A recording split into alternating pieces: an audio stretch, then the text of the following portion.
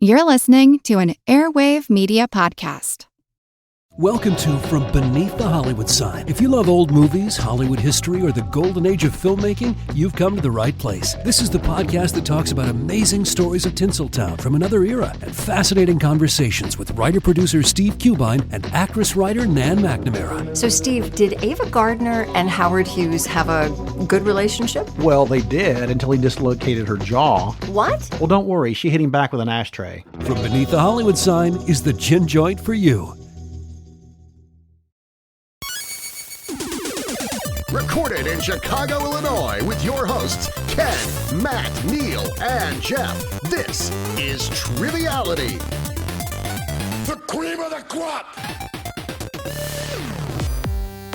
Hello and welcome to Triviality, the game where lack of seriousness meets a little bit of knowledge. My name is Neal. I'm here in an empty studio, but we have a very full Skype, as per usual, currently. So let's start with Ken. How are you doing today?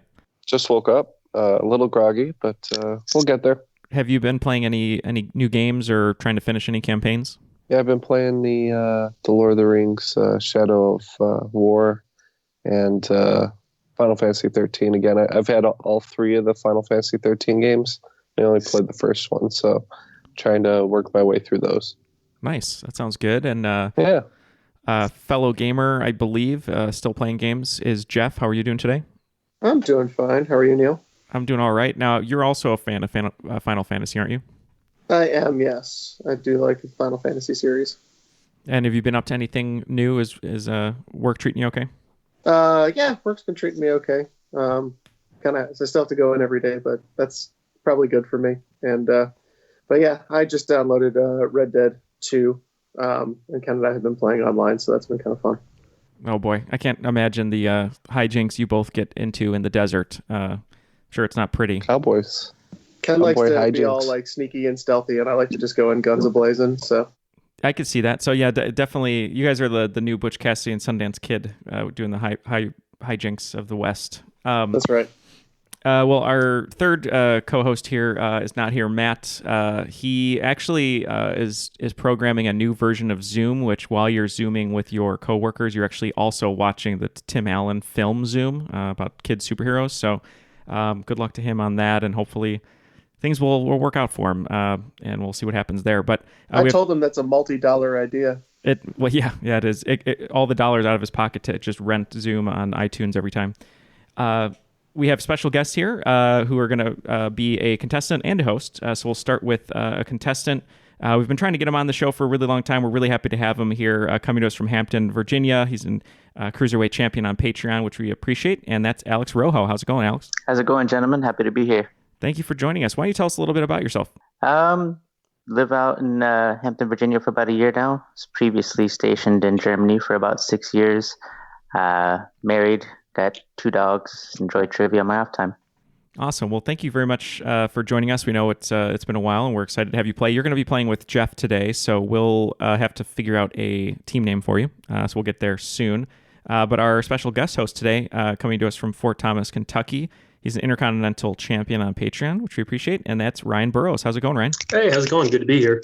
Yeah, thank you. Thank you for joining us. Why don't you tell us a little bit about yourself? Yeah, so I live in Fort Thomas, Kentucky, just outside of Cincinnati. I work for a corporate partner of a major retailer. I help them with optimizing their shelf space of stores going through remodels. Started playing trivia when we found a restaurant that had 40-cent wing nights on their trivia nights, and quickly fell in love with the trivia, got kind of enamored with it, and then started looking for trivia podcasts to listen to while I worked, and that's how I found you guys. Nice. I guess 40-cent wing nights will get anyone to come out, it sounds like. Exactly. Yeah. Well, thank you for joining us today. And you also wrote today's game. We're really looking forward to it. Let's throw it to the rules guy, and let's see if the rules have changed over this crazy time. Triviality Podcast is 2 rounds of 20 questions worth 10 points apiece. At halftime, there's a special swing round by this week's host. In the final round, players wager points they've earned for a chance to become the cream of the crop. The cream will rise to the top, oh yeah. Well, he's pretty consistent.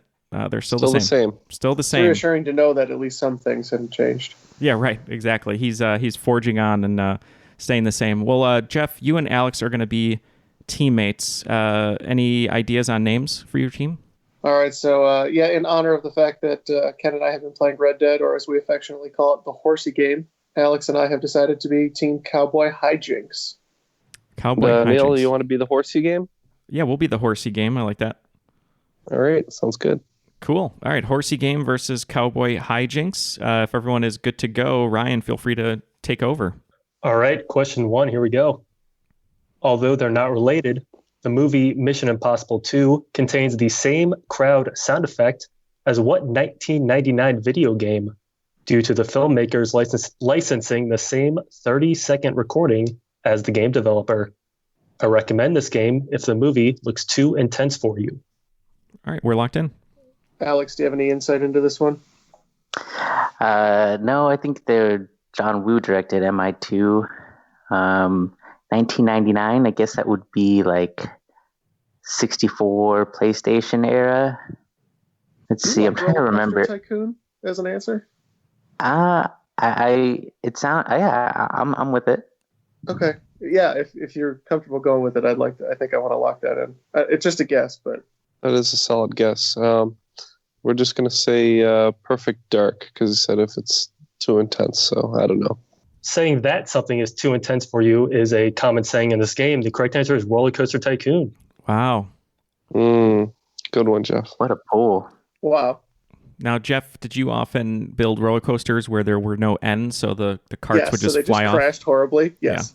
Yeah. Oh, man. This is the only thing I ever built. My theme park was a death trap. Built the euthanasia coaster with the 7 loops. That's right. It takes your photo right before you meet your demise that you'll never get to see. We would send the photos passive-aggressively to the deceased loved ones. Oh, man. All right, on that note, let's go to question 2. Question 2. If you were to fly into Toussaint Louverture Airport, named after the only successful modern slave rebellion leader against European rule, you would find yourself in what Caribbean capital city? Do you have any line on this? Because I have a guess, Neil. Oh, I mean, if you have a guess, I was just trying to suss it out from the French, but it's more of a geography question, so you're probably better than I am. All right, I have a decent idea then. My gut instinct was Haiti, Yes, but just not a whole lot. I'm pretty sure this is Haiti. Capital's Port-au-Prince. All right, we also said Port-au-Prince. Port-au-Prince is correct. Nice. Good job. All right, got a geography one. It's all right. We're on the board, so it's good. All right, question number 3. Originally titled Return to Narnia and later adapted into a 2008 film, what is the name of the second book in C.S. Lewis's The Chronicles of Narnia series? No word on whether the title will be changed to the book formerly known as this. I can lock this one in, Ken, if you want. Yeah, I know too. Yeah. All right, cool. All right, so we're locked in over here at Horsey Game. Do you know this one, Alex? No, sir, I do not. Okay. I feel like originally the first book was The Lion, the Witch, and the Wardrobe, and then I think they wrote a book called The Magician's Nephew, which chronologically came before that. So I don't know if it's The Lion, the Witch, and the Wardrobe, or... It's a lot of knowledge going on there, so I think I'll go with you again. Okay, we'll go with The Lion, the Witch, and the Wardrobe. All right.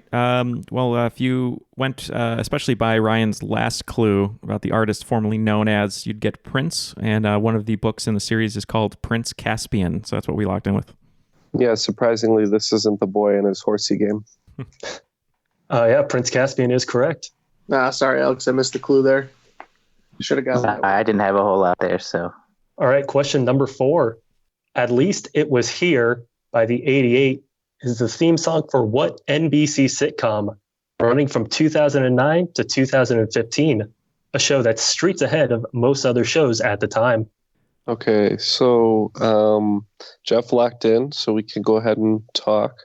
At Least It Was Here, 2009 to 2015. I have trouble clocking TV show dates, and I don't really know this theme song. I don't think, Neil. At Least It Was Here, Streets Ahead. So that's not The Office, right? The Office started earlier than that? No, that's earlier. And then Parks and Rec, I'm trying to remember. I feel like that was like 20. It's longer. That's a longer run. We're talking about only a 6-season run, 2009 to 2015. Wow. Yeah, I don't know. I don't know the answer. Yeah, we'll have to tap out here. Yeah, we're gonna tap.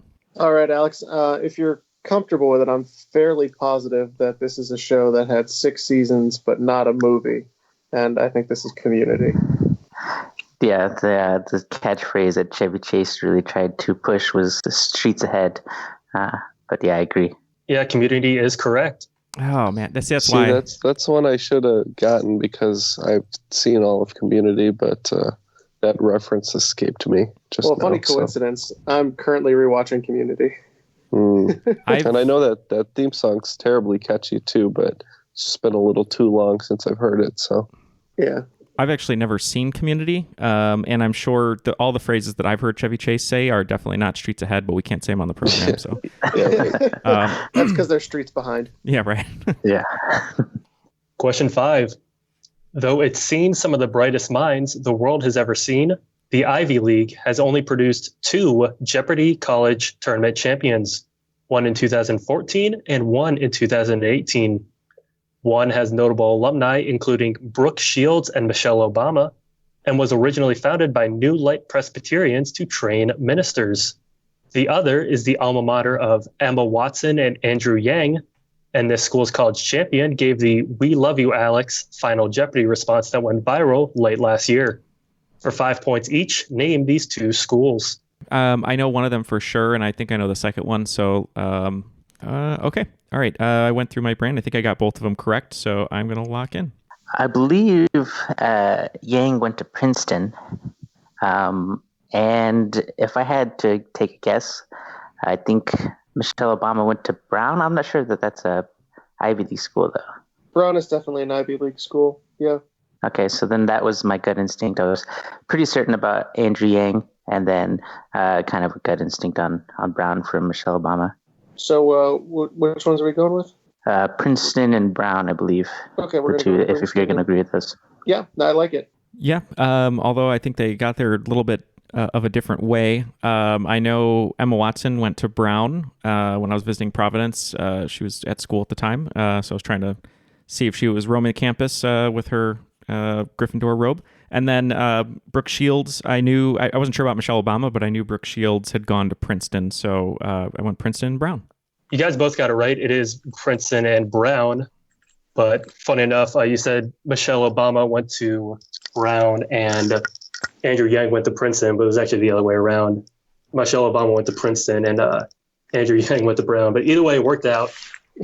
And then how you get there. All right, after 5 questions, it looks like Team Cowboy Hijinks has a slight lead at 40, and Horsey Game has 30. Let's continue, Ryan. All right, question number 6. Considered by many to be the best mid-distance track runner of all time, current mile world record holder Ikram El Garouj won 2 Olympic gold medals and 4 world championships for what Western African country? Many of these world records that he set were due to the help of a rabbit pacing him on the track. Do you happen to know this one, Alex?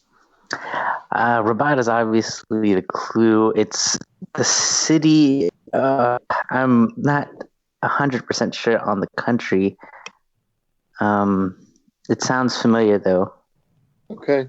I think Morocco is probably. I feel good about that. Okay.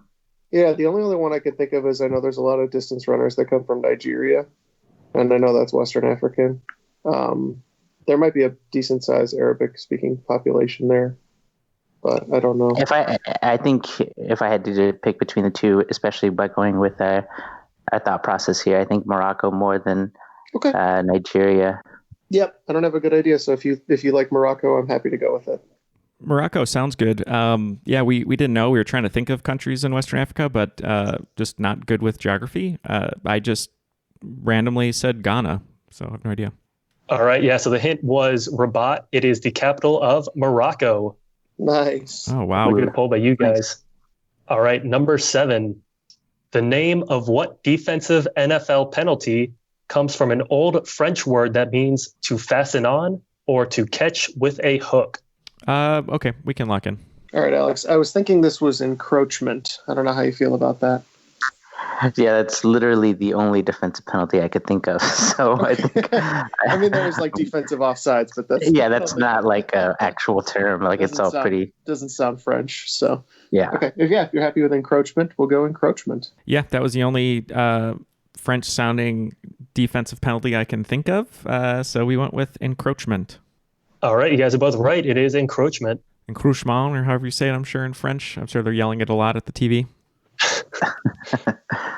All right, you guys ready for question 8? Let's do it. All right. What popular 80s doll, accompanied by her sidekick Twink and horse Starlight, was the protector of color against the evil, murky Dismal? All right. Ken, I think I have an idea on some 80s things that we can talk about. I'll send you right now. Well, that's lucky because this is not ringing familiar to me. So if you have an idea, go ahead and lock it. Alex, I feel like I'm totally out of my depth on this. I was just about to say the same thing. I can't even think of 80s dolls. Cabbage Patch Kids, Strawberry Shortcake. Yeah, I mean, Strawberry Shortcake is as good as guesses I'll ever have. Sounds good to me. I'm not going to sit here all day thinking about it because the only other one I have in my head is Princess Unicorn, and that's fictional and from The Office. So. All right, so you guys locked in with Strawberry Shortcake. Yeah, the only two I could think of dolls from the 80s, well, other than the Cabbage Patch dolls, which I knew that it was not, were Care Bears and Rainbow Bright, and I sent it to Ken, and Ken said, well, Care Bears were bears, and I did not even see that logic in front of me, so we just defaulted to Rainbow Bright. Well, it's a good thing to default to. That is correct. Oh, sweet. Rainbow Bright. Good job, Neil. I don't even know what it is. That was the only thing I could think of. Yeah, the name sounds familiar, but I can't remember it at all. I remember the only thing I know about it is it's like white. It looks like a like almost like a snowball, I think. And there's like they have like skinny arms. I don't know. That's all I can think of, honestly. Huh. All right, you ready for question 9? Casa Mila, Güell Palace, and La Sagrada Familia are buildings designed by what Spanish architect? I know like one architect, Neil. So do you know any others? I don't know any Spanish architects, so whatever one you know is better than my guess. I don't know any Spanish architects, so. Oh, by the way, you would know this. What's the name of the architect of the Matrix? Isn't that the dude who says ergo? His name is the architect. Oh, it's just the architect. Okay. So that'll be my answer. The architect. Sweet. All right. Yeah, that's what we'll lock in with. All right, Alex. I'm pretty sure this is Gaudí. 100% agree. Actually got to see the Sagrada Familia, so. Oh, in Barcelona? Nice. Antoni Gaudí is correct. Nice. So he definitely was not in the Matrix then, is what you're saying. Oh, he might have. Unfortunately not. Okay. He's all right, such a blue pill. You know what I'm saying? Right, Neil? I know what you're saying. All right, here we go with question number 10. Besides amateur trombone player, what was the occupation of Charlie Brown's dad? His clients may include Schroeder and Peppermint Patty, but Charlie provides them little to work with. I've got an idea. I kind of get the hint, Neil. Alex, do you think he was a barber? Judging by all the clues, it sounds good, but I have no baseline knowledge of this, so I like it though. Okay, well, we'll guess barber. Yeah, going purely from the clues, we're going to say barber, since Charlie Brown didn't have very much hair except for that one little swirl. Yeah, barber is correct. After the first round, it looks like Cowboy Hijinks are still a few trots ahead at 80 points. And over at the Spittoon in the Saloon is Horsey Game with 60 points. So before we go to the swing round, just a quick reminder, if you'd like to join Alex and Ryan on Patreon, we'd very much appreciate it. They've been supporting us for quite a long time, and they have some great perks like extra bonus episodes they can listen to. There's a ton of content, almost 40 different pieces of content that you can listen to over there. And also character boxes and posters and stickers and all that good stuff. So if you'd like to join them over there and help support us to keep us going, we've still been recording during this crazy time and trying to do what we can, which is basically provide some sort of escape. So that's the best thing we can do, and we're going to continue doing it as much as we can. and learn how to exist over Skype here. But for Ryan and Alex and everyone who supports us on Patreon, we thank you and we appreciate it. And you can join them at patreon.com/trivialitypodcast. Ryan, what do you have in store for us today for the swing round? All right, so my favorite Jeopardy categories and favorite swing round categories are before and afters, so I have 10 of them. All right, in the swing round, number 1, former CBS sitcom in which a delivery driver for the fictional International Parcel Service is also a member of an American rock band fronted by Josh Homme. Number 2, the oldest men's clothier in the U.S. who manufactured the first Masters green jackets and wrote short stories such as Rapunzel, The Goose Girl, and The Juniper Tree.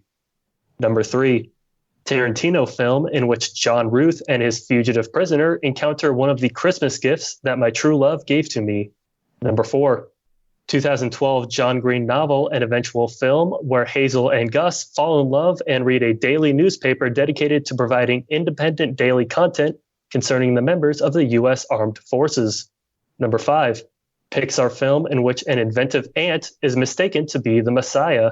Number 6, Thin Lizzy song covered by Metallica makes its way onto Alice in Chains' 1994 album, alongside songs No Excuses and I Stay Away.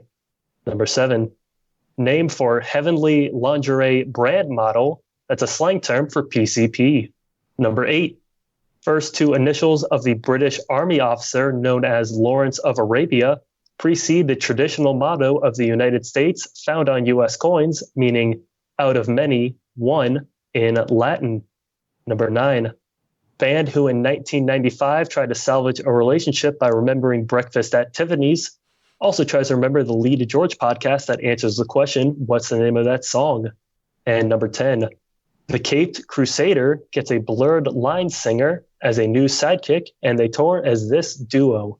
All right, we're going to take a look at those, and we will be right back with our answers.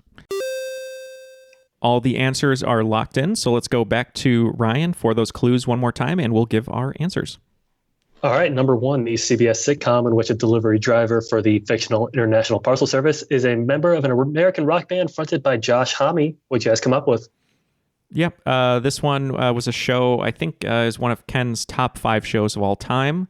Especially the following. All right, enough of that. He's a big fan of Kevin James' film career. But yes, due to the fact that I saw Josh Homme fall on his face completely wasted after a concert of them Crooked Vultures getting into an SUV and did not say hi to his fans. But that wasn't the band we're talking about. We went with King of Queens of the Stone Age. See, we thought this was Mike and Flogging Molly. No, we're kidding. We said King of Queens of the Stone Age.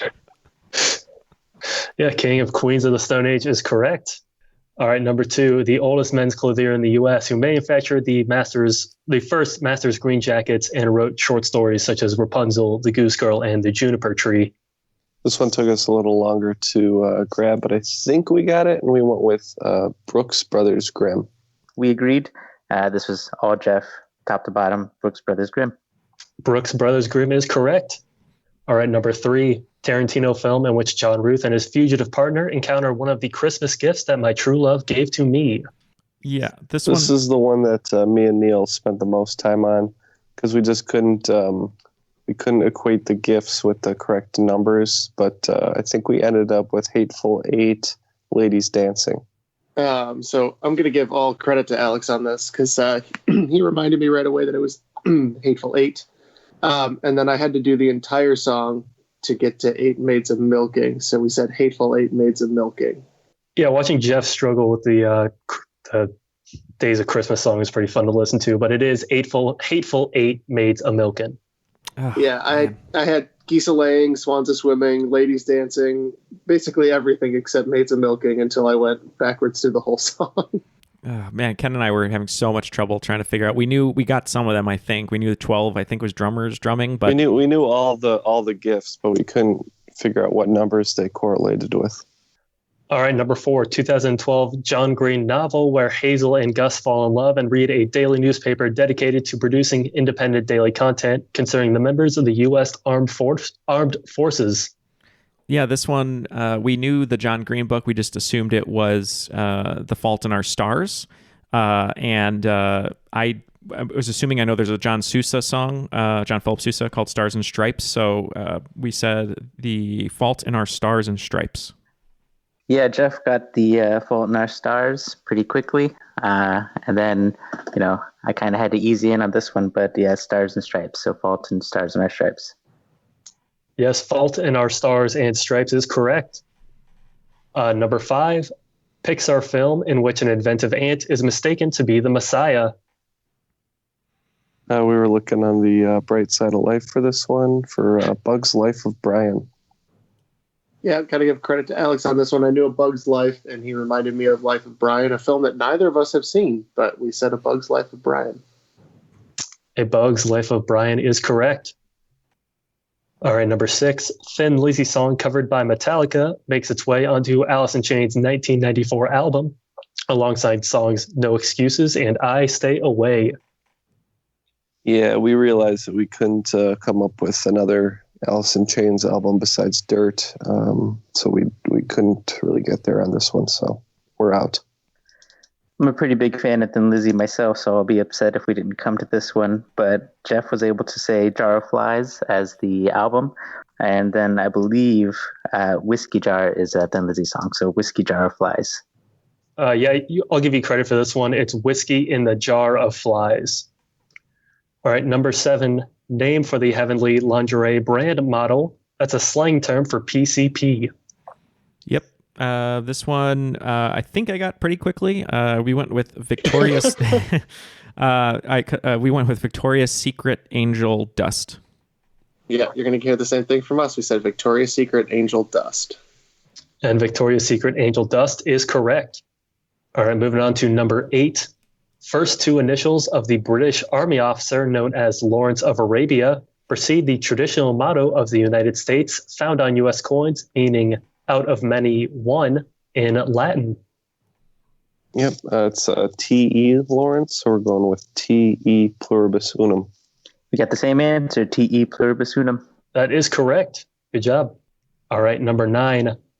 Band who in 1995 tried to salvage a relationship by remembering Breakfast at Tiffany's also tries to remember the Lee to George podcast that answers the question, what's the name of that song?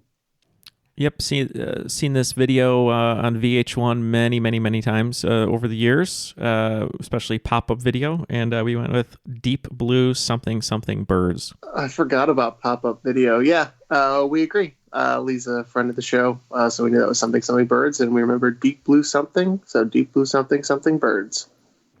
Deep Blue Something Something Birds is correct. If we had a pop-up video for this show, I can't even imagine what the facts would be. It would be nonsense.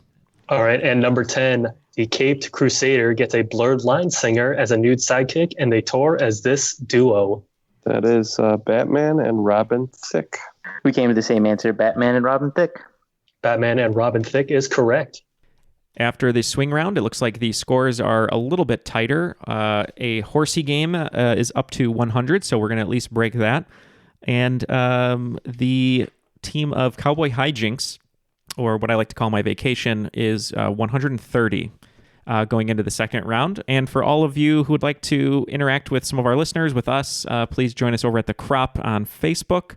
And you can also hit us up at Twitter and Instagram at Triviality Pod, where we're starting to post a little bit more and trying to get into that Instagram game. So, be prepared for images of Jeff with his hand backwards leading people to nice vistas and other Instagram tropes that we'll learn. Ryan, feel free to take it away for round 2. All right, round 2, question 1. What 1986 movie's title is often used as a nickname for decks in collectible card games such as Magic the Gathering and Hearthstone?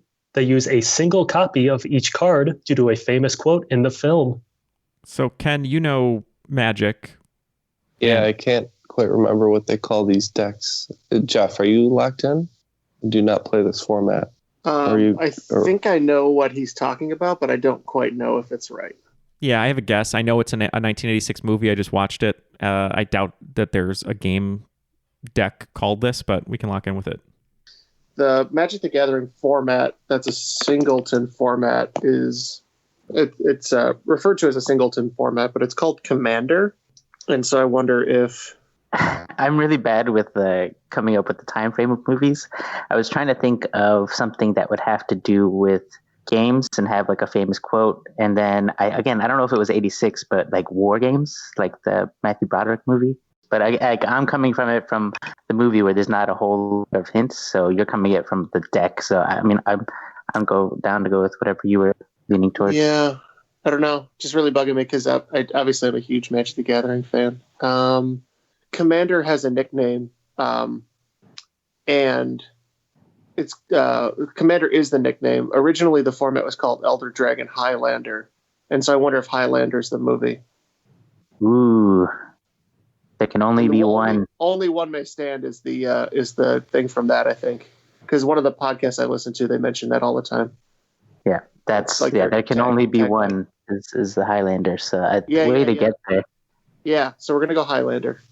Yeah, now that makes sense because there only can be one. We had no idea. I just knew Top Gun came out in 1986, and we went with Top Gun. All right, so I used to play a lot of Hearthstone, and I think this is more prevalent in Hearthstone than Magic the Gathering. I just did a quick Google search on Magic the Gathering Highlander decks, and they exist, but I guess they're not as well known. But the correct answer is Highlander for the quote, "There can be only one." All right, number 2. What soft drink brand had to shut down its 2012 online naming contest for a new green apple flavor after the highest voted suggestion was Hitler did nothing wrong? So we're looking for a 2012 soft drink company that tried to make a green apple flavor. Well, it's just a soft drink company. It's not like limited. I love when the naming contest was in 2012. You can't trust the internet to name things. Yeah, I love these naming contests so much because they always go haywire, obviously. Bodie McBoatface really made me mad. Although they did name like something on the boat, Bodie McBoatface. So okay, I think me and Neil have a solid guess here, so we're gonna lock in. No, like Mountain Dew Green Apple or something. No, because they'd name it something ridiculous. Yeah, Extreme Green or something. I don't know. Like Acidic Slime or something like that, right? It's almost as if this question is about a naming contest. Yeah. Oh, that's true. I don't know. Mountain Dew's already got a green. I can't imagine they would do a green apple. We can go Snapple. I don't know. I like it. I mean, they'd have a green apple flavor, so. Yeah, that would just be a guess if I was playing by myself, but I'll leave it up to you. No, I like Snapple. We'll go with it. Okay. We said Mountain Dew because they're always coming out with new flavors and naming them funky things, so. Yeah, the 2012 contest was called the Dub the Dew contest. It was Mountain Dew. Nice. Yeah, that was just our gut right away. We're like, oh, it's probably Mountain Dew. Yeah, so they had like the top 10 answers, most of which I can't say on here, but just look it up if you have the time because it's hilarious what they. If the one that you could say was Hitler did nothing wrong, I'm nervous. Just trust me. Lots of sexual innuendos. Question number 3. At 28 years old, Chris Weinke is the oldest recipient of the Heisman Trophy Award. He didn't find as much success in the NFL, however, as he only had 2 career wins, both with what Southern NFL team that drafted him in 2001? Okay. I'm going to lock in. All right. What's your early 2000s NFL knowledge like, Alex? 2001 to only get 2 wins, so it's probably a bad team in the early 2000s. Yeah. I don't remember if the Bucs were bad at that time. I feel like the San Diego Chargers had a pretty high pick. I don't know if you'd count them as Southern. They're in the Southern U.S. geographically, but not like what you'd usually call the South. The Bucs got good, I think, in the mid 2000s, so they could have been bad. Yeah. It's just too far back. I don't remember. I was like, I think that was still when the Saints were bad, before Drew Brees. And whatever your gut says. I don't know. We'll guess the Saints, I guess. Yeah, this is definitely a Matt question. I know the name. It sounds familiar. I can see it on the back of a jersey. I just had no idea. And so my logic was saying after Elway beat the Falcons in the late 90s, maybe they had like a dip before Matt Ryan got there. And so we said Atlanta Falcons. No points, unfortunately. The correct answer is the Carolina Panthers. Ah. Yeah, Chris Weinke started he started in the Major League Baseball minor league system, and then eventually moved to college football, played for Florida State. That's why he was the 28-year-old recipient of the Heisman Trophy Award. All right, you guys ready for question 4? Let's do it. All right. You may not be able to put a face to the name of astronaut Leland Melvin, but if you frequent social media, there's a chance you've seen his NASA portrait, which went viral due to him including 2 of what in his official photo? Yeah, I have this one. Cool. Yeah, I have no idea. So it was actually his day. I forget, somewhere in Virginia, they dubbed it his day. I think it's like in Northern Virginia, but he's got 2 dogs in his photo, like 2 large brown dogs. Yep, I think they were, they might be golden retrievers, but we said dogs. Yeah, I'm not sure what breed they were, but yeah, his dog is correct. Now that you say it, I can picture it. All right, number 5. A 2013 documentary showcased bizarre film director Alejandro Jodorowsky and his attempt to adapt what 1965 sci-fi novel into a film back in the mid-1970s. In this stinging documentary, he mentioned that he intended on it being a 14-hour film and that he hadn't actually read the book at the time of it being pitched to producers.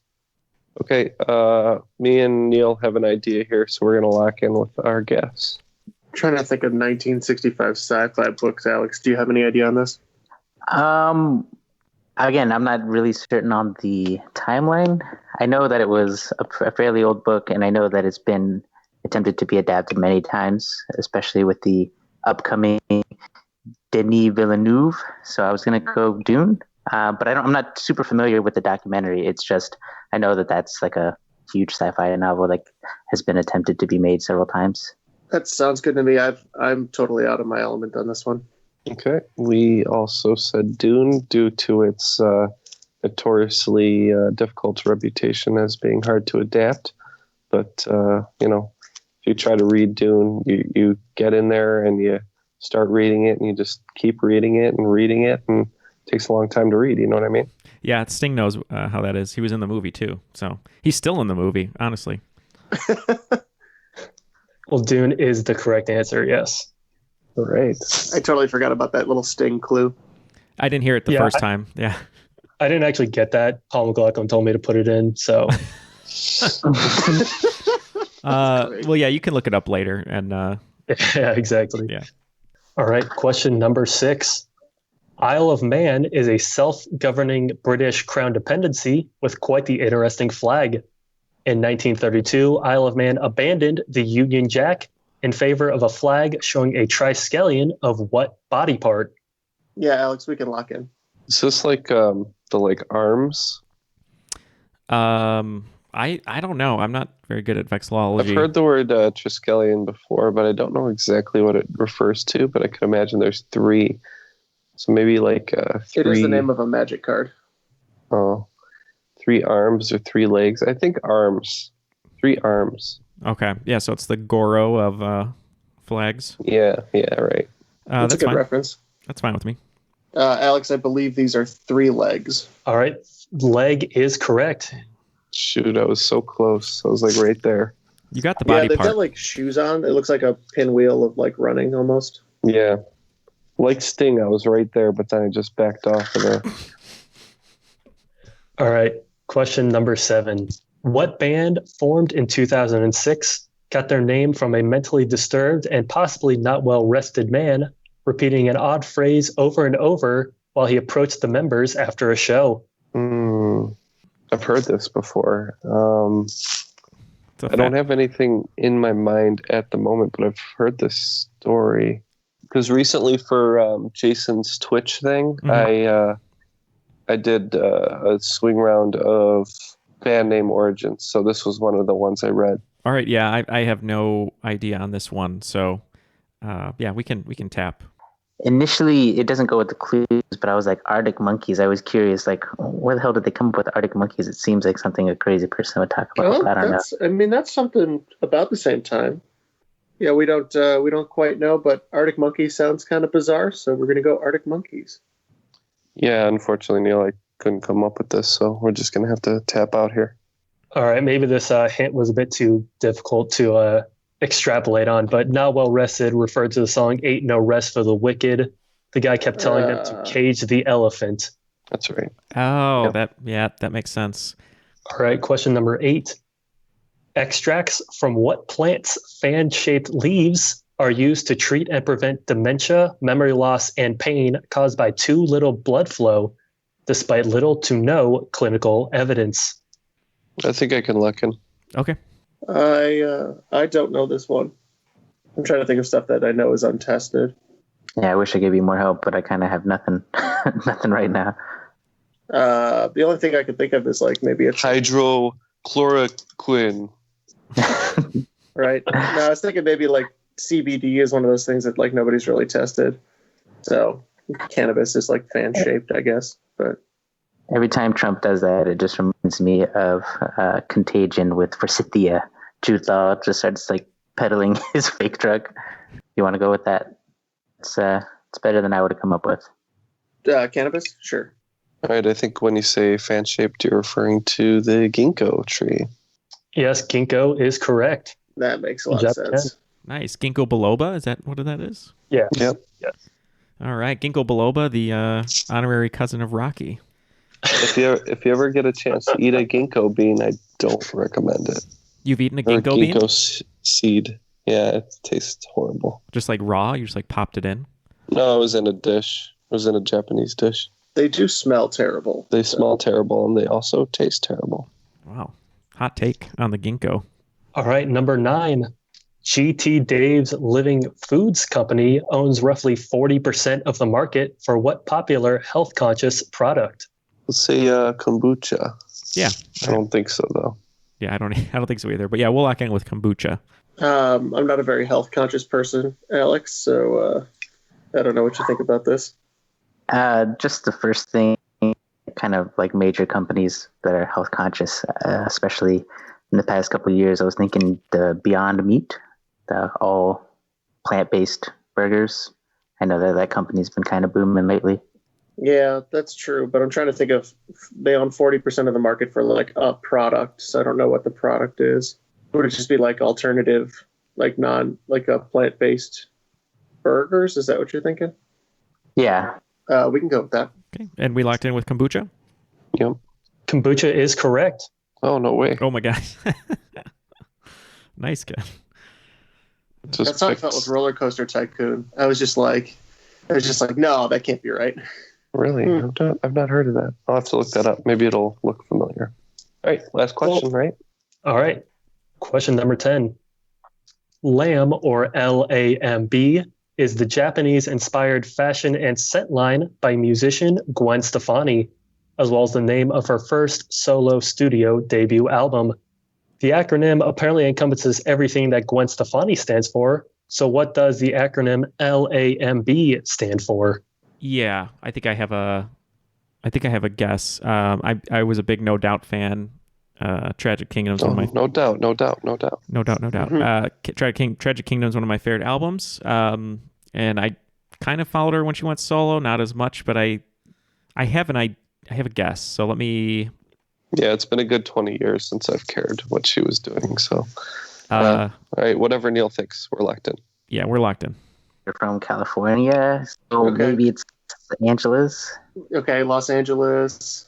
Yeah, I'm coming up with nothing for the I've got no idea. So then we'll just lock in with Los Angeles. All right. So like I said, I like No Doubt a lot.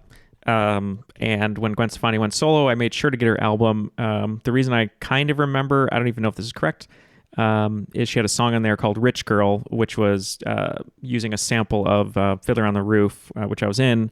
And I'm guessing the album, I think, was called Love Angel Music Baby. So that's what we locked in. Yeah, Love Angel Music Baby is correct. Definitely a question outside of everyone except Neal's wheelhouse, but good job, Neal. Yep, I don't know why that's in the back of my head, but it's there.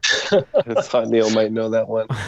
All right, on to the final round, but let's get the scores first. All right, so the game is very tight. So you have 170, we have 160. So let's hear those final round categories, Ryan. All right, the final categories are number 1, presidents. Number 2, mental disorders. Number 3, word origins. Number 4, numbers. And number 5, one more sports question. All the wagers are locked in. Let's hear those questions, Ryan. All right, number 1, in presidents. I'll bet you $20 that you can't name the president that Richard Lawrence attempted to assassinate in 1835, the first known presidential assassination attempt. Number 2, in mental disorders. Inspiring the name of Philip Seymour Hoffman's character in the 2008 film Synecdoche, New York, what mental disorder is characterized by the victim believing that he or she is dead or does not exist? Number 3, in word origins. Now used to refer to someone considered uncivilized, what term was originally used to refer to someone who didn't speak Greek as a way of mocking how their native language sounded to those who couldn't understand it? Number 4, in numbers. In number theory, what is the smallest perfect number? And in category 5, one more sports question. In July of 2013, his final year of playing, what former Yankee pitching great received a gift from the Minnesota Twins called the Chair of Broken Dreams, which was a chair made of broken bats caused by one pitch that he threw almost exclusively? All right, we're going to take a look at these questions and be back with our answers. All the answers are locked in. Let's go through those questions one more time, Ryan, and we'll give you our answers. All right, number 1. I'll bet you $20 that you can't name the president that Richard Lawrence tried to assassinate in 1835, the first known presidential assassination attempt. All right, so this one was easy for us, we think, as long as there's no trick here, but we went with Andrew Jackson. Yeah. We wagered 20 on that. We think 1836 was the year Andrew Jackson was in office, and we feel like this is the one where either the gun misfired or whatever, and Jackson chased him down and tried to beat him up with his cane. So we said Andrew Jackson. Yeah, no tricks here. Andrew Jackson is the correct answer. All right, number 2, mental disorders. The mental disorder characterized by the victim believing that he or she is dead or not, or does not exist, inspiring the name of Philip Seymour Hoffman's character in Synecdoche, New York. Yeah, this one was a bit painful to me and Neil because we've seen this movie, but we couldn't come up with the character name. So we just said body displacement syndrome. But might I add our favorite line of the movie, which is, I'm sick, I'm sick. And we wagered 10 on that. I can't tell you, we wagered 30 on this one. I can't tell you how I came by this, but some time ago I remember I was doing some zombie research, I think, and I came across Cotard delusion, and we think it's Cotard. All right, so the name of his character is Caden Cotard. It is Cotard syndrome or Cotard's delusion. Good job, Jeff. Well done. And Alex was mentioning that the first time he saw Synecdoche, New York, he had no idea what to make of it, and I felt the exact same way. There was a lot of places on fire. Yeah. There's people playing versions of their different people. It's an insane movie. Yeah. All right, number 3, in word origins, now used to refer to someone considered uncivilized. What term was originally used to refer to someone who didn't speak Greek as a way of mocking how their native language sounded to those who couldn't understand it? We wagered 10 on this one, and I believe that is vulgar. All right, we wagered 20 on this one, and I kind of remember that barbarian came from the fact that people in Greece thought other people sounded like they were just saying bar, bar, bar, so we said barbarian. All right, I had a barbarian as the answer for that one. Okay. There's some similar story about the word vulgar, but that's fine. Oh, is there? Okay. All right, number 4, in numbers. According to number theory, what is the smallest perfect number? We wagered 0. We actually had no idea, so we just said 2. We also had no idea, and just guessed 4, and we wagered 20. Yeah, it's kind of a rough one. Either you know it or you don't. The correct answer is 6. So a perfect number is a positive integer equal to the sum of its positive divisors. So if you take the number 6, its divisors are 1, 2, and 3, add those up, and you get 6. Also, as a fun fact, the most recent perfect number was discovered in 2018 and has almost 50 million digits. Wow. That's insane. Seems worthwhile. It's just computers doing it, Ken. All right, and number 5, one more sports question. In July of 2013, his final year of playing, what MLB pitching great, or what Yankee pitching great, received a gift from the Minnesota Twins called Chair of Broken Dreams, which was a chair made of broken bats caused by a pitch that he threw almost exclusively? We wagered in Oakland 5. I was trying to think of Yankee pitchers that were known for being great, I guess, or really hard to face. And the only one I could come up with, the most famous Yankee pitcher that I know, is Mariano Rivera. So that's what we said. We wagered 0 on this one, so we didn't spend a whole lot of time. And the one Yankee pitcher over the past 10 years I could think of was CC Sabathia. All right, so the one pitch that he threw almost exclusively was his cutter or cut fastball that caused a lot of broken bats, and he threw it, I think, in a 2011 study, they showed he threw it 85% of the time. That's Mariano Rivera. Well, good thing it didn't really help us, but at least I knew the name there, I guess. So after tabulating those scores, team Cowboy Hijinks, even though they got a few wrong, they bet pretty big on number 1 and 2. So they're going to, looks like they're going to beat us. So we have 165 at the Horsey game, but today's cream of the crop with 230 points is Cowboy Hijinks, Alex and Jeff. I am the cream. Good job. Nice game, guys. Well done. That's a good team effort. That swing round was really great. I felt like every time I didn't have something, Alex covered me. So great questions today, too. Yes, Thank Ryan, you. Great job. All right, well, thank you both for joining us today and for supporting us on Patreon. We very much appreciate it. Alex, any last words before we let you go? No, it's been a pleasure. Thanks for having me, guys. Yep, thank you so Thank much. Shout out to your wife, too, who I know listens. So thank you very much to her as well. And Ryan, very great game that you put together for us today. Great questions all over the board, different references and everything. And we appreciate you coming on to host. Thank you so much. Just want to thank all of the play testers who went through my game and offered some great feedback. Sorry if I'm mispronouncing your name. Louis De Rojas, Kelsey Barcombe, Taylor Cook, Benjamin Frericks, Tamara O'Brien, Paul McLaughlin. If I missed anyone else, sorry about that. But thank you to everyone that play tested this game. A lot of helpful illustrious list there. Exactly, yeah. Yeah, well, thank you. And thank you to those people who play tested. It seems to be a great source for people to get play testers in the crop. So thank you all for doing that and helping Ryan out. For Matt, who, as we said, is trying to do a Zoom conference, thank you to him. And then thank you to Jeff, Ken, Alex, and Ryan. And that was Triviality.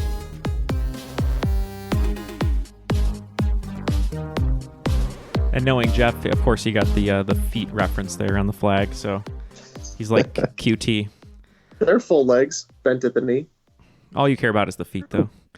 All right, Ryan, continue.